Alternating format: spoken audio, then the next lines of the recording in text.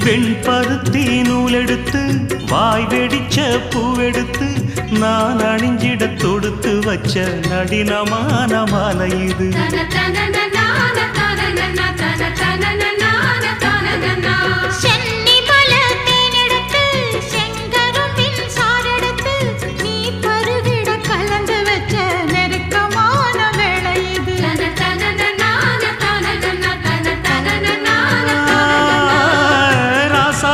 உடம்பிருக்கும் ரவிக்க துணி நானாக அன்னாடம் சூடி கொள்ள ஆசை வச்சாகாதா.